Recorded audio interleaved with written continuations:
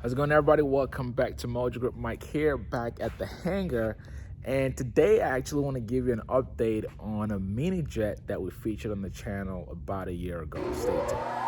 If you're new to the channel, welcome. But if you're not, you may recall this plane. This is the SubSonex jet. When I first showed you this plane, it was still like about 80% done. It was built right here in this hangar.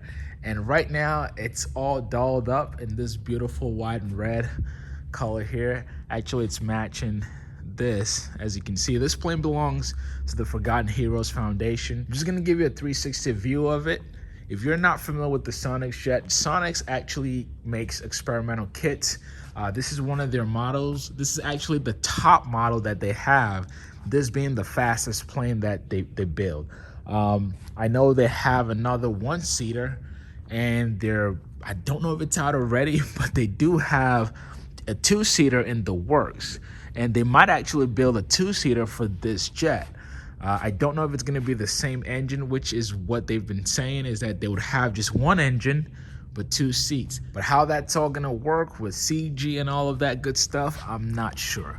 But guys, this is probably the tiniest, or one of the tiniest jets that you will ever find, period. And this one looks darn good. You can see just how short the wings are. Even the tires. I mean, look at the wheels. Look how tiny those wheels are.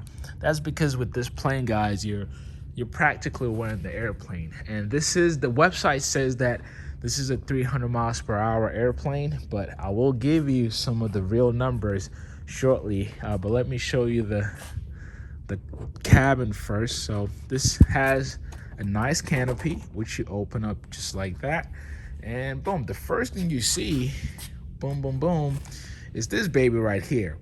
This is your fuel tank. It's literally sitting right behind you, so do not smoke or light up anything while you're flying this thing, because you've got 40 gallons of Jet A sitting right behind you. And guys, you can, once you open this cabin up, you can just smell the fuel. So if you're a flying nut, this is the airplane for you. But I wanted to give you some details that perhaps I didn't share with you the very first time we checked out this plane.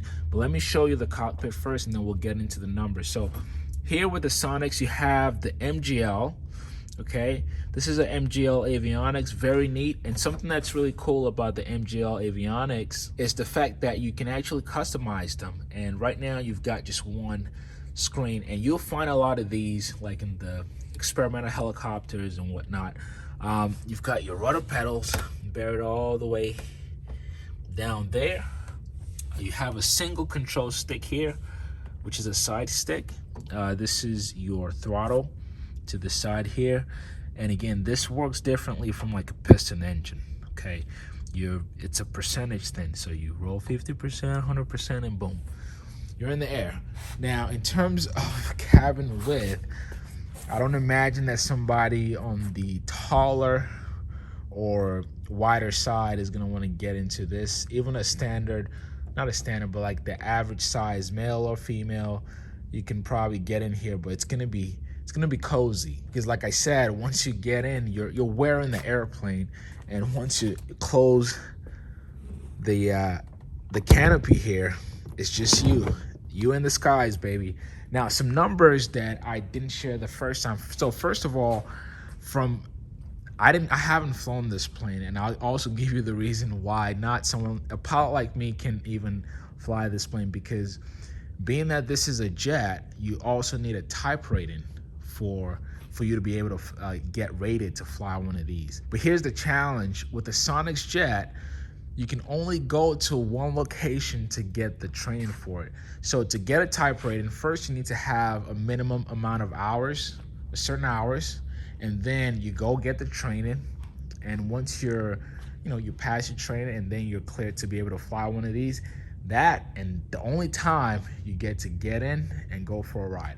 Now, once you power up, this is an airplane that would do 200 knots. I know the website posts a different number, but realistically, you're looking at about 200 knots in speed. And with that, you're actually only burning 20 gallons of fuel per hour. Now, in the past, I think the last video what I shared was that you'd be burning about 40, which makes this an hour airplane. But 200 knots, you're burning 20 gallons, and so that gives you roughly an hour and a half, 2 hours. So I would say it's an hour plane with a good amount of reserve, and you're doing 230 miles per hour in the airplane. Actually, I have the avionics turned on here. So what I was trying to show you earlier, the MGL, again, this is a go-to avionics package or panel for mainly in the experimental category. And these panels, they're fairly affordable, and they give you just about everything you would need with your flight instrument and even engine. So you can check all the data and have updated data right in front of you. So if you don't have the $20,000 or $50,000 to spend on a Garmin, MGL is definitely a great option, which again is the standard, or what I consider the standard that you would get for this airplane. Now let's talk about who this plane is for. If you're buying one of these, you just want to go zip zapping in the air for about an hour. Oh, and this plane also is an aerobatic plane. You can see also by the wingspan here, very short wings, so you can go upside down all you want, and you can possibly take it somewhere even as a cross-country flyer. Again, you wouldn't have a lot of fuel, but because of the amount of ground you're covering at 200 knots, you can still take this thing from one city to another. But I imagine your wallet is going to be crying because you've got to burn 20 gallons of fuel per hour. Although Jet A is cheaper than avgas, so you consider that too. But when it comes to the cost, to build one finished, you're looking at, I would say, 150-ish, 180-ish, depending on, whatever you decide to do. But I would say about ballpark that number is how much it will cost to build one of this. Now, getting insured on this jet is another story, but we're gonna make a whole series on aircraft insurance. But this plane actually falls in the category of some of the birds that you may find challenging to get insurance on. One, because it's experimental, and then you've got the jet engine. So that's another topic, like I said.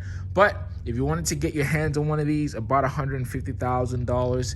It cruises at 200 knots, and you're burning 20 gallons of fuel per hour. I hope you guys enjoyed it.